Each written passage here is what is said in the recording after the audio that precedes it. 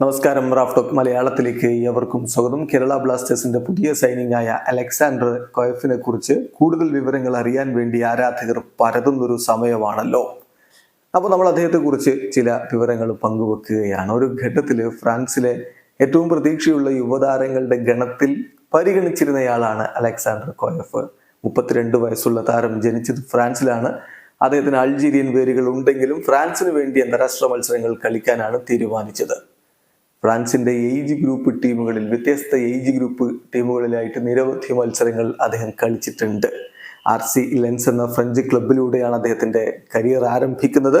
ഫ്രാൻസിന്റെ under-16, under-17, under-18, under-19, under-20, under-21, അതായത് French football ടീമിന്റെ വ്യത്യസ്ത ഏജ് ഗ്രൂപ്പ് ടീമുകളിലായിട്ട് നിരവധി അന്താരാഷ്ട്ര മത്സരങ്ങൾ അദ്ദേഹം കളിച്ചിട്ടുണ്ട്. വലിയ പ്രതീക്ഷ ആ ഘട്ടത്തിൽ അലക്സാണ്ടർ കൊയഫ് എന്ന ഡിഫൻഡറിൽ ഫ്രാൻസ് ഫുട്ബോളിന് ഉണ്ടായിരുന്നു എന്നർത്ഥം.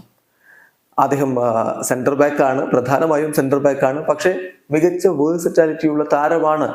ഡിഫൻസിലെ വിവിധ മേഖലകൾ അദ്ദേഹത്തിന് കൈകാര്യം ചെയ്യാൻ പറ്റും. റൈറ്റ് ബാക്ക് ആയിട്ട് കളിക്കാൻ പറ്റും, ഡിഫൻസീവ് മിഡ്ഫീൽഡർ ആയിട്ട് കളിക്കാൻ കഴിയും. സോ തീർച്ചയായിട്ടും ബ്ലാസ്റ്റേഴ്സിന് ഒരു മുതൽക്കൂട്ട് തന്നെയായിരിക്കും അലക്സാണ്ടർ കൊയഫ് എന്ന കാര്യത്തിൽ തർക്കമില്ല. അദ്ദേഹത്തിന്റെ യൂത്ത് കരിയർ ലെൻസിലൂടെയാണ് പിന്നീട് പച്ച പിടിക്കുന്നത്. അവിടെ തന്നെയാണ് അദ്ദേഹത്തിന്റെ സീനിയർ കരിയർ ആരംഭിക്കുകയും ചെയ്യുന്നത്. 16-ാമത്തെ വയസ്സിൽ ഫ്രഞ്ച് ക്ലബ്ബ് ലെൻസിൽ അദ്ദേഹത്തിന് പ്രൊഫഷണൽ കോൺട്രാക്ട് ലഭിക്കുന്നു. പിന്നീട് മികച്ചൊരു പെർഫോമൻസ് അദ്ദേഹം അവർക്ക് വേണ്ടി കാഴ്ചവെക്കുന്നുണ്ട്. RC ലെൻസിനായിട്ട് 56 അപ്പിയറൻസുകൾ അദ്ദേഹം നടത്തുകയുണ്ടായി. അതിനുശേഷം അദ്ദേഹം യുഡിനീസിയിലേക്ക്, ഇറ്റാലിയൻ ക്ലബ്ബായിട്ടുള്ള യുഡിനീസിയിലേക്ക് ചേക്കേറി.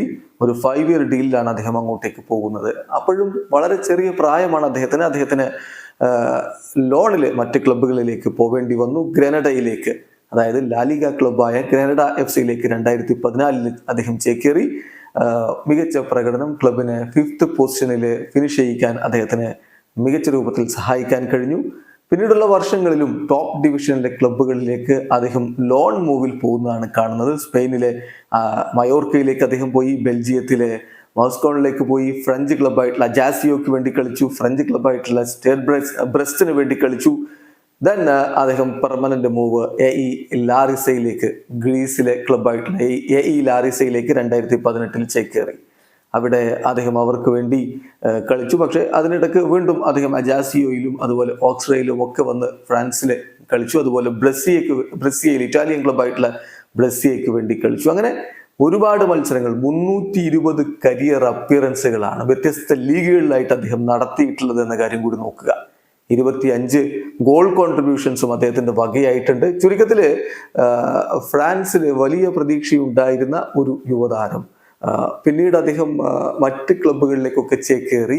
അങ്ങനെ ഇപ്പോൾ 32 വയസ്സിലെത്തി നിൽക്കുന്നു. വലിയ എക്സ്പീരിയൻസ് ഉള്ള, അതായത് ഫ്രഞ്ച് ലീഗിലും ഇറ്റാലിയൻ ലീഗിലും ലാലിഗയിലും ഒക്കെ എക്സ്പീരിയൻസ് ഉള്ള ഒരു താരമാണ് കേരള ബ്ലാസ്റ്റേഴ്സിലേക്ക് എത്തിയിരിക്കുന്നത്. ബ്ലാസ്റ്റേഴ്സിനെ സംബന്ധിച്ചിടത്തോളം ഡിഫൻസ് ശക്തമാക്കാൻ കൊയഫിന്റെ വരവിലൂടെ കഴിയുമെന്ന പ്രതീക്ഷയിലാണ് ആരാധകരുള്ളത്. വീഡിയോ അവസാനിക്കുന്നു. ഫുട്ബോൾ ലോകത്ത് കൂടുതൽ വിശേഷങ്ങളുമായി റാഫ് ടോക്സ് എത്താം.